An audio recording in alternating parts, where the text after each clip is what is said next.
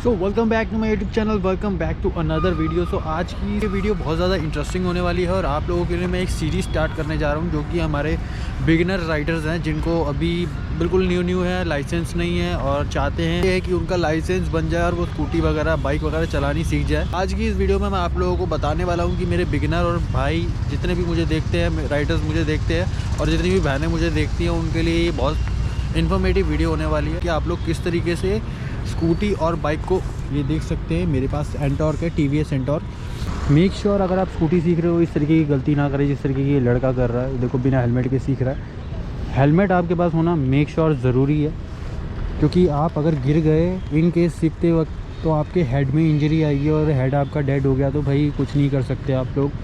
Scooty तो क्या आप कुछ भी नहीं सीख पाओगे।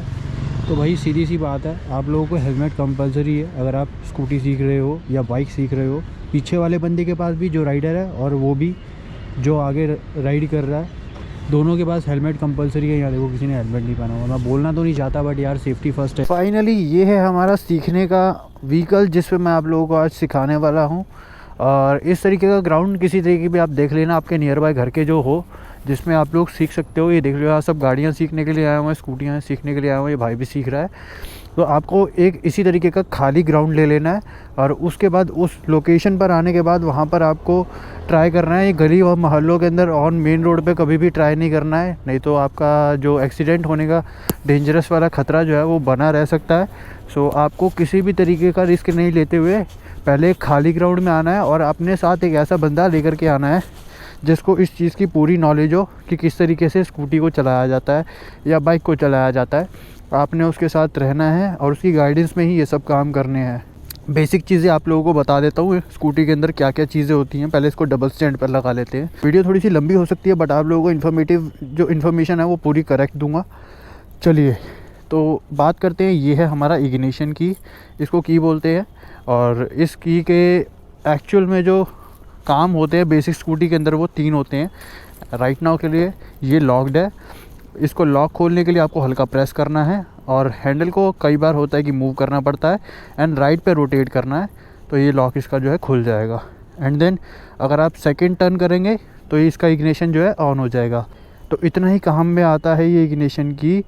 इसके बाद जो आता है हमारा नेक्स्ट स्टेप आता है जो कि होता है सिर्फ ये सारा इंस्ट्रूमेंट क्लस्टर हैंडल एरिया के अंदर जो सारा काम आता है। तो ये होता है हमारा मेन बटन, किल स्विच। और ओल्ड स्कूटी के अंदर BS4 से अंदर जो पहले की स्कूटी थी BS4 वाली भी, उससे पहले जो एंटॉर्क से पहले स्कूटियाँ थी इनमें किल स्विच नहीं आता था।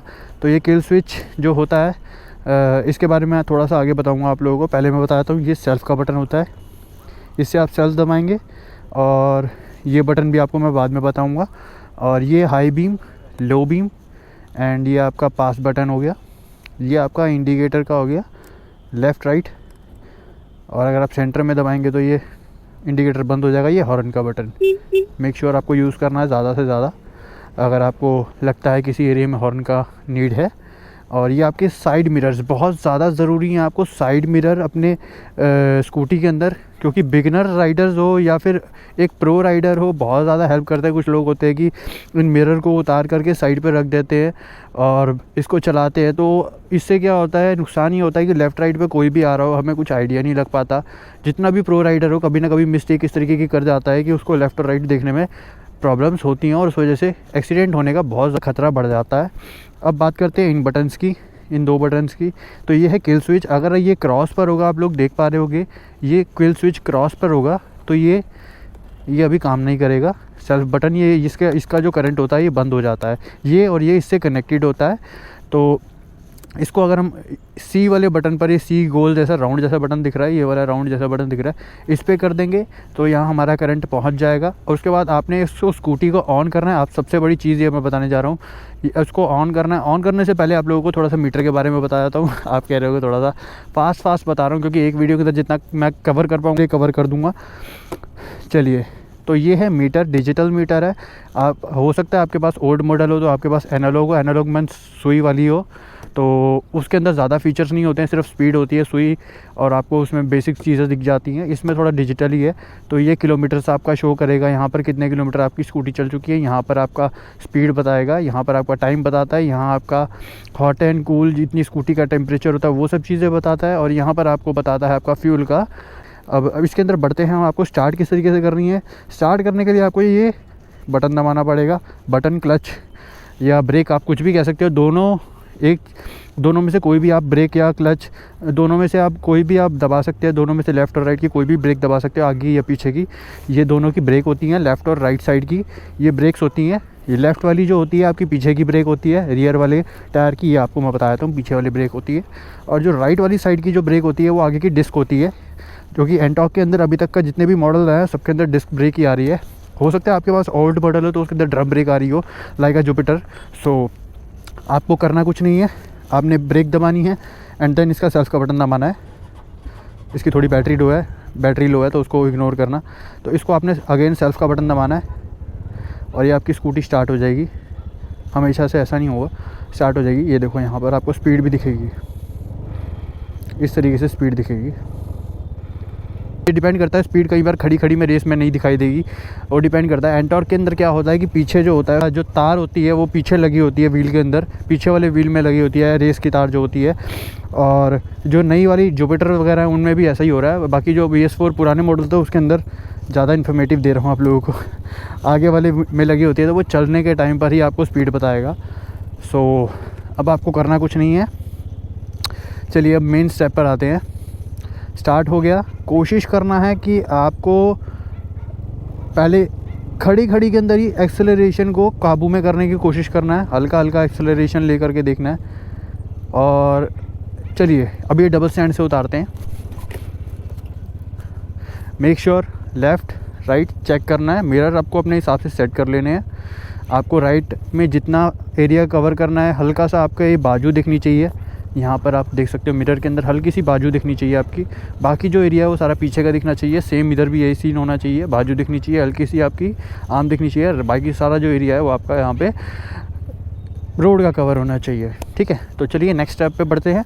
नेक्स्ट स्टेप पे जब आपको आना है तो उसके बाद जो है आपकी ये स्कूटी नॉर्मली चल रही है। ब्रेक्स पर एक उंगली जितना टैप करके रखना है या 2 उंगली जितना। ऐसा नहीं कि आपने ये दबाई और खींचना है, ऐसा नहीं करना है। पैर जो है आपने कोशिश करना है कि पहले वाले डेन अगर आप ट्राई करने जा रहे हो तो उसको नीचे ही रखने हैं, मतलब इस तरीके से दोनों पैरों को नीचे रखना है।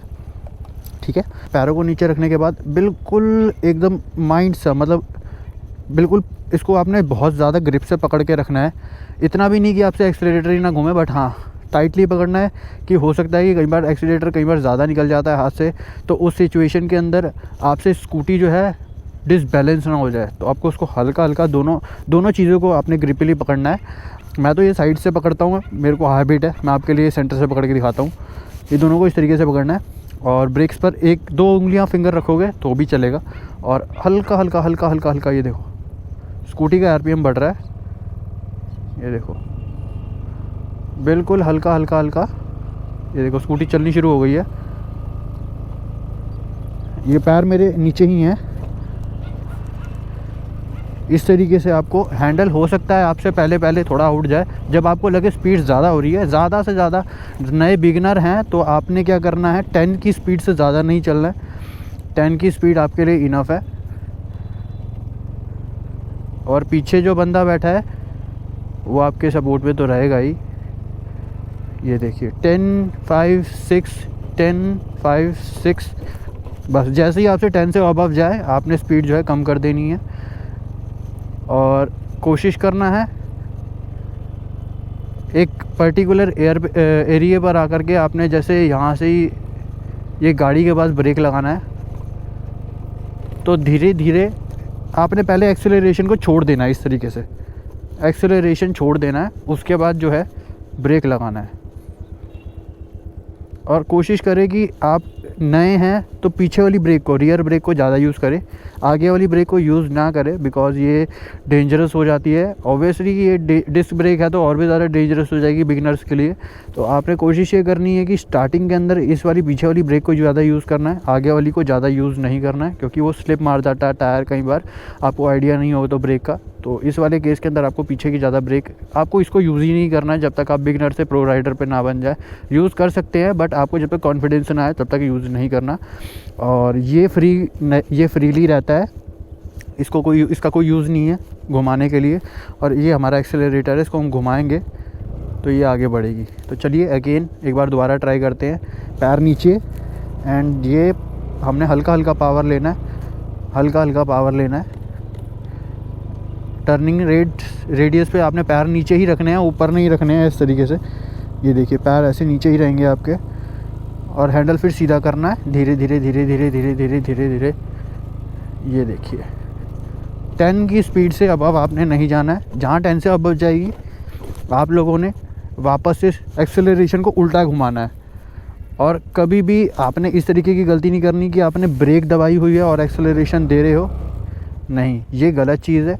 2 उंगलियां ज़रूर रख सकते हो, बट हाँ उसको प्रेस तभी करना है जब उसकी नीड हो, और ब्रेक प्रेस करने के टाइम पर आपको एक्सेलरेशन को उल्टा घुमा करके 0 पे ले आना है और फिर ब्रेक प्रेस करनी है। ठीक है, सो ये है, आपको इस चीज़ की पहले दिन में प्रैक्टिस करनी है। इतना प्रैक्टिस करोगे और उसके बाद जो है नेक्स्ट स्टेप आएगा हमारा, नेक्स्ट डे आएगा, उसमें मैं आप लोगों को समझाऊंगा कि आप लोगों को किस तरीके से पैर अपने ऊपर करके और बैलेंस बनाना है। अगर आपने साइकिल वगैरह चला रखी है तो आपके लिए इतना ज़्यादा डिफ़िकल्ट टास्क नहीं होगा, क्योंकि आपको बैलेंस करना आता है। ये उन लोगों के लिए पैर नीचे रखने वाला सीन जिनको साइकिल चलानी नहीं आती है और वो डायरेक्टली स्कूटी पर आ रहे हैं। तो आप लोगों के लिए ये बहुत ज़्यादा हेल्प करेगा कि आपका बैलेंस ख़राब नहीं होगा और आप लोगों का एक सफिशिएंट बैलेंस बना रहेगा पैरों की वजह से। और स्पीड जो है आपको बिगिनर, ये देखो इस तरीके से ये काफ़ी अच्छे से ड्राइव कर पा रही हैं ये जो लड़की हैं, और हो सकता है इनको काफ़ी टाइम हो गया होगा सीखते सीखते। तो इस तरीके से ही आपको धीरे धीरे आगे चलाने आ जाएगी। बस आपको करना कुछ नहीं है। 10 की स्पीड आपने पहले कुछ नहीं करना है, आप डबल स्टैंड पे लगा करके कोशिश करें कि इसको ऐसे 10 की स्पीड पर खाली चलाए। और एंटॉर्क है तो आप कर सकते हो, अगर एंटॉर्क नहीं है तो मैं कुछ कह नहीं सकता, क्योंकि एंटॉर्क के अंदर आप लोगों को मैंने बताया पिछले टायर के अंदर लगी होती है स्पीड की मीटर। तो आपको कुछ नहीं करना है, बस इस तरीके से आपको पैर नीचे रखने हैं। और ये देखिए, और ज़्यादा कोशिश नहीं करना कि आपने पैरों की तरफ ही देखते रहना, नहीं तो आगे जाके घुस जाओगे। कोशिश करना है आपने आगे की तरफ सामने कॉन्सनट्रेट रखना है, और कॉन्सनट्रेट अपना हैंडल को ग्रिप से पकड़ना है। दूसरी चीज़ हैंडल को ग्रिप से पकड़ना है। साइड मिरर्स को ज़्यादा यूज़ करना है, और ये भी नहीं है कि आपने सिर्फ सारा का सारा ध्यान साइड मिरर्स पे लगा दिया और आगे ध्यान नहीं लगाया, तो आगे जा करके आप कहीं ना कहीं घुस सकते हैं। एक पर सेकंड्स के लिए आपने मिरर को चेक करना है, उतने में आपने कैलकुलेशन लगानी है कि हमारे लेफ्ट में कोई आ रहा है या नहीं आ रहा है, इस तरीके से। और 10 की स्पीड से आपने अपने इसको कवर करना है, और उसके बाद आपको जब कॉन्फिडेंस आने लगे तो आपने अपने पैरों को ऊपर करना है। अदरवाइज़ जो है इसी तरीके से आपको पैरों को नीचे रगड़ के चलाते रहना है। आई होप आप लोगों को ये बिगिनर सीरीज़ अच्छी लगी होगी। बिगिनर सीरीज़ के अंदर आज के लिए इतना ही। और अगर आप लोग चाहते हो कि मैं आपके लिए प्रो राइडर्स की एक बिगिनर से अबव वाला स्टेप भी बनाऊं, तो आप लोग मुझे कमेंट बॉक्स में ज़रूर बताइएगा। और मेरा सिखाने का तरीका आप लोगों को अच्छा लगा तो भी आप मुझे कमेंट बॉक्स में ज़रूर बताइएगा। क्योंकि अब यार देखो, जितने भी मेरे फ्रेंड्स हैं, मेरे जो मुझे देखने वाले भाई हैं जो बिगिनर्स हैं, उनके लिए बहुत ज़्यादा इन्फॉर्मेटिव और काम की वीडियो होने वाली है। क्योंकि यार वो भी अब चाहते हैं यार कि हम भी अपना एक राइडिंग करना स्टार्ट करें और अपनी एक लाइसेंस वगैरह अपने पास आ जाए और हम लोग अपना आराम से राइडिंग वगैरह कर सके प्रॉपरली। तो उन लोगों के लिए बहुत ज़्यादा हेल्प करने वाली है ये वीडियो। और अब अगली वीडियो में आप लोगों के लिए, अगर आपका सपोर्ट इस वीडियो पर बहुत अच्छा रहा, तो मैं आप लोगों के लिए प्रो वीडियो भी लेकर के आऊँगा, जिसमें मैं आप लोगों को बताऊँगा कि किस तरीके से आप हाई स्पीड पर चला सकते हो और मेन रोड पे किस तरीके से गाइडेंस से चलाया जाएगा, रोड पर किस तरीके की सावधानी आपने बरतनी है। बस आप लोगों को करना कुछ नहीं है, चैनल को सब्सक्राइब कर लेना है, वीडियो को लाइक कर लेना है, इंस्टाग्राम पे मुझे फॉलो कर लेना है। बस इतना सा काम करना है। उसके बाद जो है आपको अपडेट भर के मिलने वाले हैं इस वीडियो के। तो चलिए मिलते हैं नेक्स्ट किसी वीडियो के अंदर। तब तक के लिए good bye, stay tune and safe ride करनी है। चलिए बाय।